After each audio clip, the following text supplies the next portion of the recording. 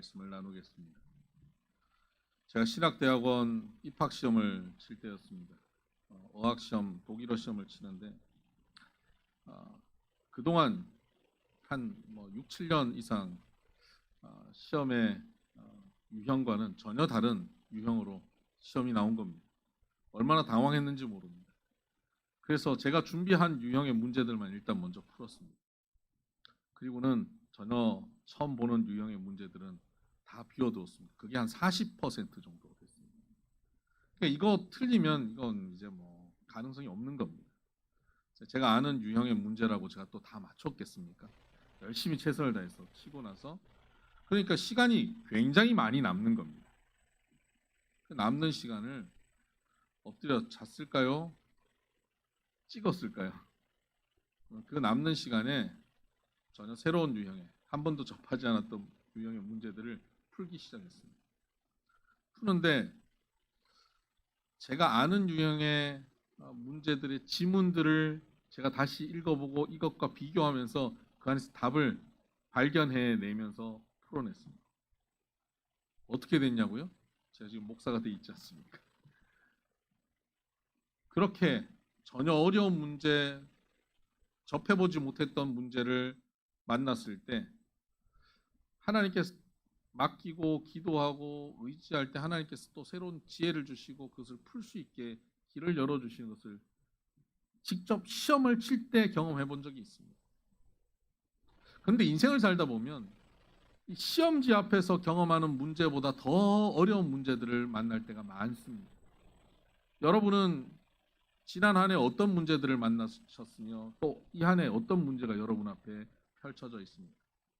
어떤 분은 자녀를 양육하는 문제에 있어서 풀지 못하는 문제로 끙끙 앓고 있을 겁니다. 어떤 분은 직장 안에서의 관계에서 굉장히 힘든 문제로 소가리를 앓고 계실지 모릅니다. 여러 각자의 문제들 속에서 그 문제를 풀어야 한다. 어떻게 풀어야 될까? 도전하다가 때로는 실패하기도 하고 포기할까 하는 두려움 또 염려 가운데 놓여 있을 수도 있습니다. 오늘 본문의 내용 사무엘상 1장 전체의 내용은 우리가 흔히 한나가 자기가 자녀가 없는 문제로 하나님께 기도하면서 문제가 해결된 것으로만 우리가 알고 있습니다만 여기에는 한나의 문제만 등장하는 것이 아니라 사실은 세 사람의 문제가 등장하고 있습니다. 한나의 남편 엘가나가 있습니다. 엘가나와 엘가나의 아내 한나와 또 다른 아내인 브린나 이 세 사람이 등장하고 있는데요. 한나에게는 자녀가 없는 것이 문제이죠. 그런데 브린나에게는 뭐가 문제냐면 남편의 사랑이 없는 것이 문제입니다.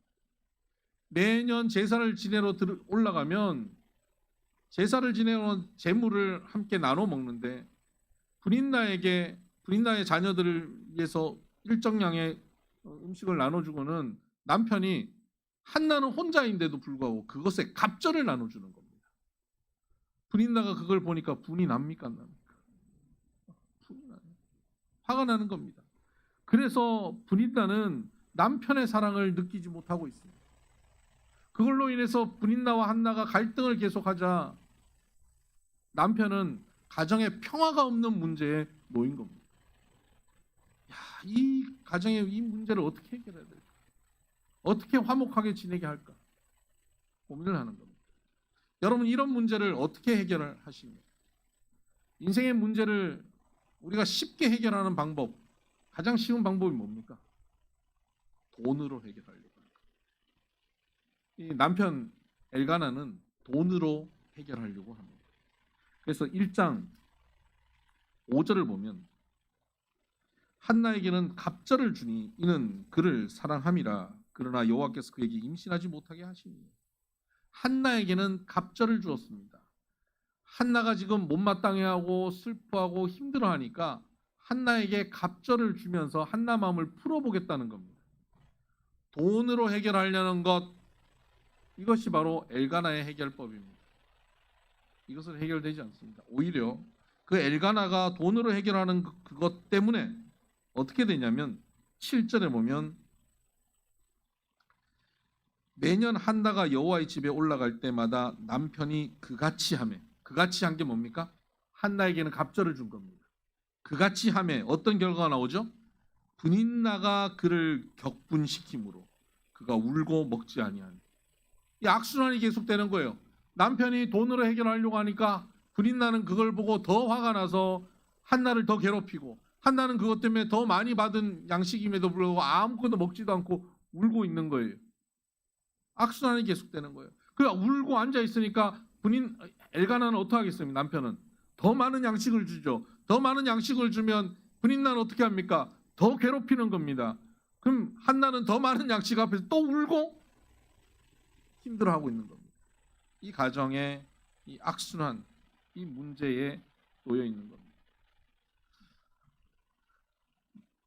엘가나는 돈으로 해결하려고 하고, 브린나는 그 문제를 괴롭히고 미움을 표출함으로 해결하려고 합니다. 그런 가운데 한나는 해결할 길이 없어서 울고 앉아 있습니다. 근데 울고 앉아 있던 그가 그렇게 끝나지 않았습니다.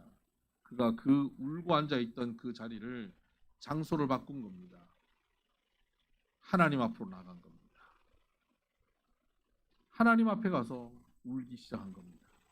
여러분, 나 혼자 울고 앉아 있으면 우울해지고 침체되지만 하나님 앞에 나가서 울기 시작하면 그것은 기도가 되는 것입니다. 여러분, 우리가 인생의 문제를 만나서 돈으로 해결하려고 하고 우리 감정적으로 해결하려고 하는 여러 우리 일반적인 방법들이 있지만, 우리는 하나님 앞에 기도하며 해결할 수 있는 사람 되기를 바랍니다. 이 안에 우리 앞에 많은 문제가 올 때마다 우리는 기도함으로 해결할 수 있게 되기를 바랍니다. 한나가 문제 해결법을 기도를 선택했다고 해서 그녀의 믿음이 굉장한 수준, 상당히 거룩한 삶의 모습을 가졌다고 우리가 착각하면 안 됩니다. 성경 안에 있는 인물들이 우리는 굉장히 높은 수준의 인물들이라고 생각하는데 그렇지 않습니다. 다윗이나 베드로나 바울이나 한나나 다 우리와 고만고만한 사람들입니다. 우리와 성장이 같은 사람들입니다. 그래서 한나가 기도하러 나간 이것이 한나의 대단한 결정이 아니라는 사실을 기억하시기 바랍니다. 한나가 기도하러 나가게 된 것은 결국 하나님께서 그를 기도의 자리로 부르셨기 때문입니다. 하나님은 그가 임신하지 못하게 하셨고 불임나로 하여금 격분하게 하셨습니다. 그러므로 그가 기도의 자리로 나올 수 있도록 이끌어 오셨다 하는 것입니다. 뿐만 아니라 그가 기도의 자리에 나간 것을 그녀는 뭐라고 표현하냐면 16절에 이렇게 표현합니다. 당신의 여종을 악한 여자로 여기지 마옵소서. 내가 지금까지 말한 것은 나의 원통함과 격분됨이 많기 때문이다 하는 것입니다. 그가 기도하고 있는 이유가 뭐라고 말합니까? 원통함과 격분입니다. 너무 억울한 거예요. 그리고 격분, 너무 화가 나는 겁니다. 소리를 지르고 싶은 겁니다. 물건을 던져버리고 싶은 겁니다. 원통과 격분이 있는 겁니다. 여러분, 이렇게 원통과 격분을 가지고 기도하는 사람이 어떻게 기도할까요? 오 천지의 주제시여, 거룩하신 하나님, 창조주 하나님, 얼마 하나님 창조하신 것이 어찌 그리 아름다운지요.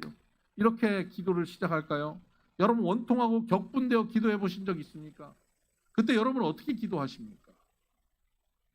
그저 나와서 앉아가지고 주여, 이게 뭡니까? 때로는 정말 화가 나면요, 왜요? 왜 이러시는 거예요? 뭐 때문에? 소리를 지르고 하나님 앞에 삿대질을 하는 경우들도 있어요. 이런 모습이 고차원의 기도의 내용, 거룩한 수준의 기도의 내용을 담고 있지 않아요. 그냥 그의 모습은 한 가지입니다. 갈급함, 간절함으로 하나님 앞에 기도하는 겁니다. 갈급함과 간절함, 다른 길이 없어서 오직 하나님 외에는 길이 없습니다라고 그 앞에 나와서 엎드려 우는 겁니다. 기도에 있어서 중요한 것은 수준 높은 내용이 아닙니다. 간절한 태도입니다. 많은 성도님들이 이런 얘기를 합니다. 기도할 때 어떻게 해야 됩니까? 뭐라고 이야기해야 되나요? 뭐 내용을 어떻게 해야 될까요? 여러분, 내용이 그렇게 중요하지 않아요. 예수님께서 제자들이 기도를 우리가 어떻게 해야 되는지 알려달라고 그랬습니다. 그랬더니 예수님께서 내용을 알려주십니다. 그게 주기도문입니다. 내용을 알려주시고 난 다음에 그리고 나서 주님께서 말씀해 주신 게 있습니다. 누가복음 11장에 기도의 내용을 알려주시고 나서 그 다음에 근데 이 내용보다 더 중요한 것은 이라는 의미입니다. 그 다음에 알려주신 게 이겁니다. 어떤 사람이 친구가 밤에 찾아왔는데 먹을 게 없는 거예요. 이 사람 너무 배가 고프고 그 옆집 친구에게 이웃에게 찾아간 겁니다. 문을 두드린 겁니다. 야, 내 친구가 왔는데 먹을 게 없다. 좀 먹을 거 좀 줘라. 나눠줘라. 아, 우리 지금 다 불 끄고 다 씻고 다 문 걸어 잠고 다 누웠는데 못 일어난다. 좀 열어줘. 먹을 거 좀 줘. 그랬더니 이 친구가 뭐라 그러는지 아십니까? 누가복음 11장 8절에 이렇게 말하고 있습니다. 내가 너희에게 말하노니 비록 벗됨으로 인하여서는 일어나서 주지 아니할지라도 그 간청함을 인하여 일어나 그 요구대로 주리라. 벗됨으로는 주지 않는데 강청함 때문에 준다라는 겁니다. 예수님께서는 기도의 내용 아주 고차원적인 아주 귀한 기도의 내용을 알려주시고 난 다음에 기도자의 태도에 대해서 알려주신 거예요. 태도는 이것이라는 겁니다. 간청하라는 겁니다. 간청하면 주시는 겁니다. 여러분, 기도하는 데 있어서 어떤 내용을 담을까 그거 고민하기 전에 간절한 태도로 주님 앞에 나가시길 바랍니다. 기도 좀 해보고 다른 길을 또 찾아보고 하는 것은 간절한 기도의 자의 자세가 아닙니다. 어떤 분이 밤새 철야 기도를 합니다. 그리고 철야 기도 마치고 새벽 기도까지 하고 이제 집으로 가는 거예요. 근데 목사님이 보시니까 너무 귀한 거예요. 이 권사님이 밤새 기도하시고 새벽 기도까지 하고 가시는 모습이 너무 귀한 거예요. 그래서 목사님이 아유, 권사님 이렇게 기도 열심히 하시니까 너무 귀하시네요. 하나님께서 권사님 기도를 들어주실 거예요. 권사님이 뭐라는지 아세요? 모르겠어요. 들어주실지. 이게 뭡니까?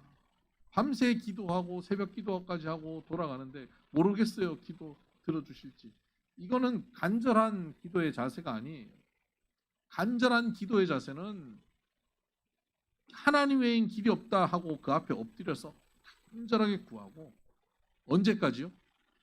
응답하실 때까지 구하는 것이 간절한 기도의 자세입니다.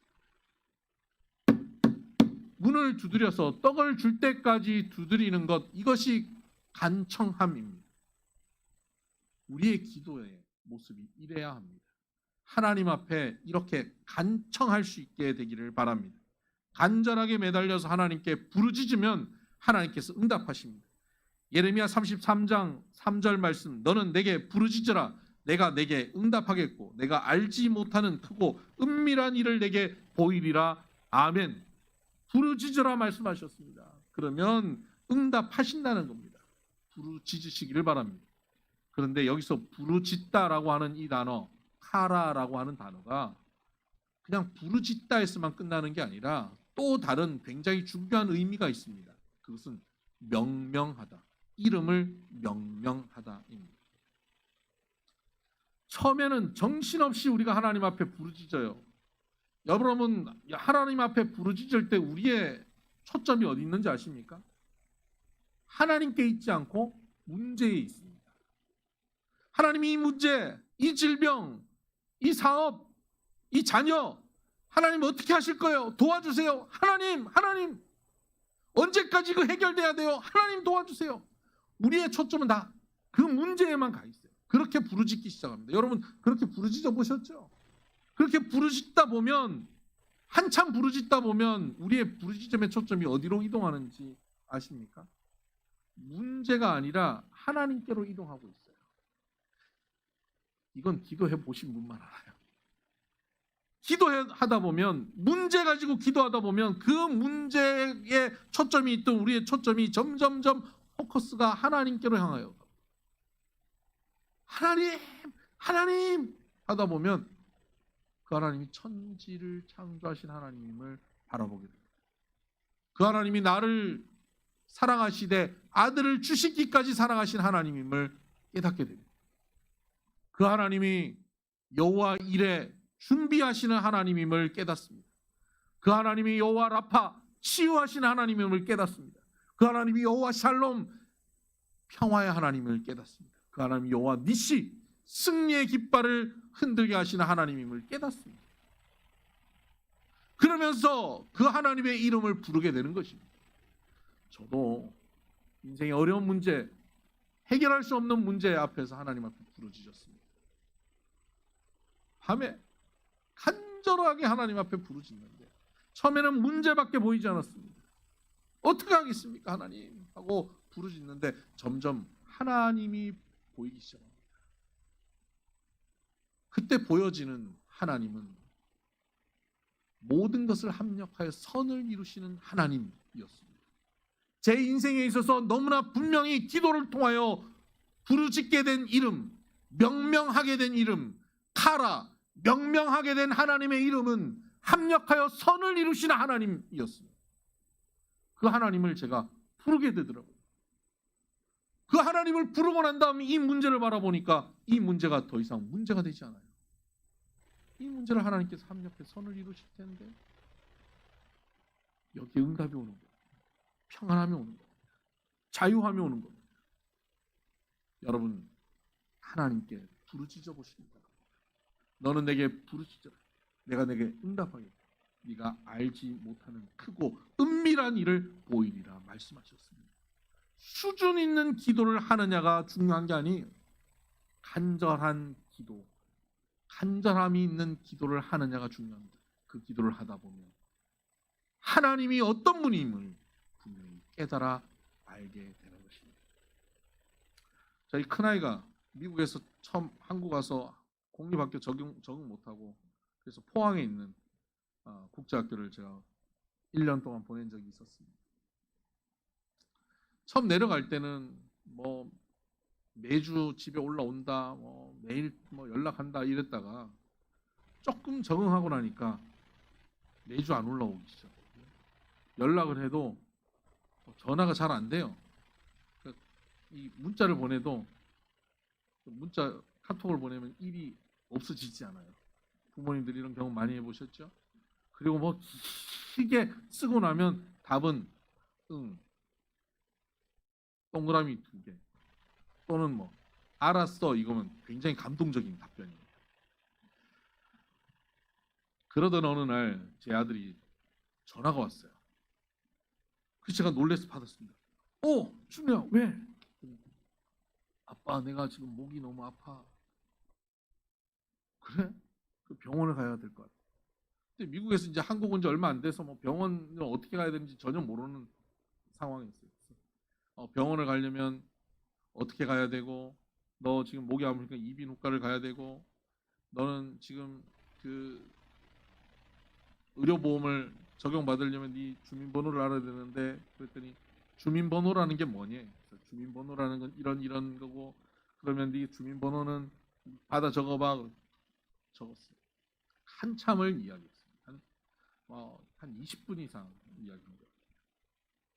그렇게 이야기하고 치료 잘 받고 약 타고 그러고 전화를 끊었습니다. 전화를 딱 끊으면서 제 기분이 어땠는지 아세요? 이놈이 얼마나 아플까 걱정하는 마음보다 전화를 딱 끊으면서요 흐뭇한 거예요. 아들이랑 20분 통화했다. 제 아들을 딱 보는데 당신은 못했지? 난 했다? 흐뭇한 거예요. 기분이 좋은 거예요. 철없는 아버지죠. 아들은 아프다는데 저는 그 아픈 것 때문에 전화한 아들의 전화 받고 기분이 좋더라고요. 그때 하나님 생각이 났어요. 하나님도 혹 이러시지 않을까? 내가 연락 안 하고 하나님 찾지 않고 내 힘과 내 능력대로 살다가 도저히 해결되지 않아서 하나님 앞에 나와서 울고 기도하면 하나님께서 그 들으시고 응답해 주시고 나서는 하나님이 천사들 보면서 웃지 않으실까? 흐뭇해하지 않으실까? 저놈이 나한테 연락했다? 내가 저놈이랑 20분 이야기했다? 저놈이 내 앞에 앉아서 지금 나의 도움을 구한다? 하나님께서 흐뭇해하실 것 같아요.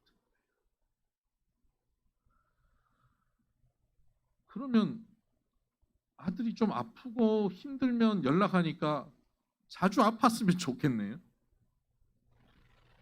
그렇진 않죠.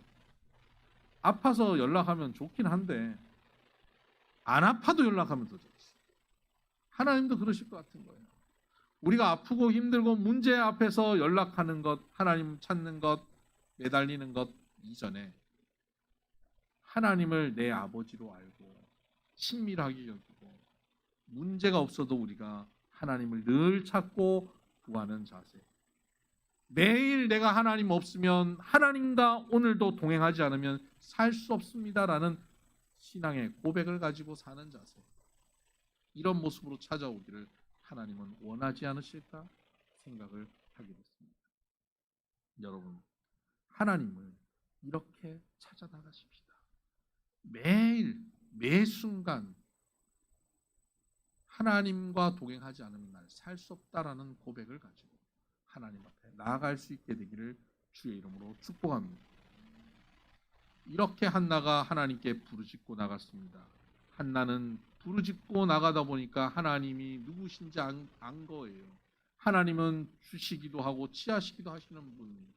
하나님은 모든 것의 주인 되시는 분인 걸 깨달은 겁니다. 그래서 하나님 아들을 주시면 그 아들을 다시 하나님께 돌려드리겠습니다라고 주인 되신 하나님을 온전히 인정하고 고백하는 기도를 합니다.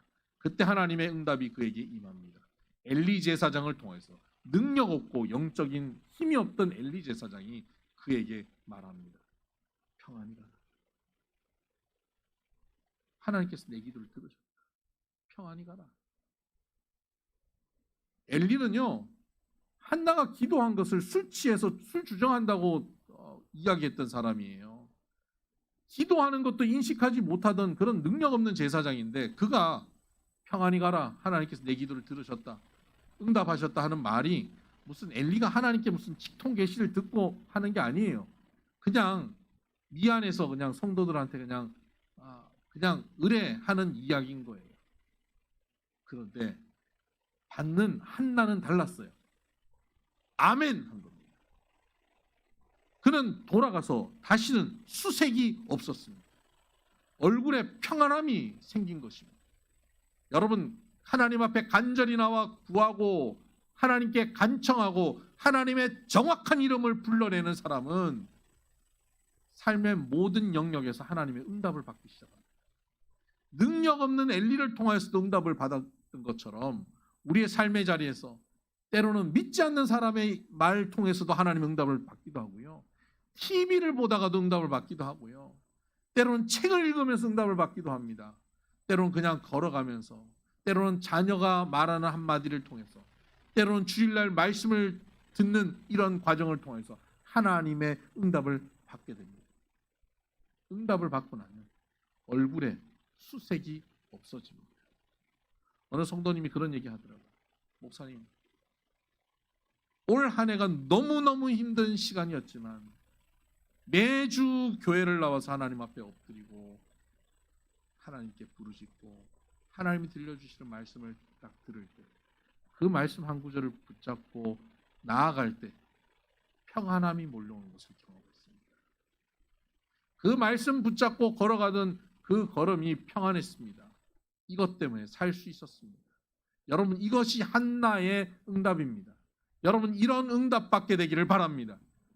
문제가 있을 때 하나님 앞에 부르짖어 기도하고 부르짖으며 하나님의 정확한 이름을 찾아내어서 여러분에게 보여지는 그 이름을 부르고 하나님의 말씀을 통하여서 평안을 얻는 우리의 삶이 되길 바랍니다. 이렇게 한나가 돌아가면 그의 삶의 자리에 하나님께서 예비하신 사무엘이라는 아들을 얻게 될 뿐만 아니라 자기 개인적인 응답뿐만 아니라 그것이 가정의 화평으로 이루어지고 나라와 민족의 응답으로 이루어지고 하나님 나라의 귀한 역사로 이루어지는 것입니다. 오늘 여러분에게 주어져 있는 그 문제를 여러분이 기도로 풀어내기 시작하면 여러분 개인의 문제만 풀리는 것이 아니라 그것이 점점 하나님 나라를 확장하는 응답이 될 줄 믿습니다. 이 한 해 주어져 있는 이 문제를 주님 안에서 기도로 풀어가므로 하나님의 응답이 풍성하여지고 하나님 나라가 확장되어지는 저와 여러분 되기를 주의 이름으로 축복합니다. 기도하십시다.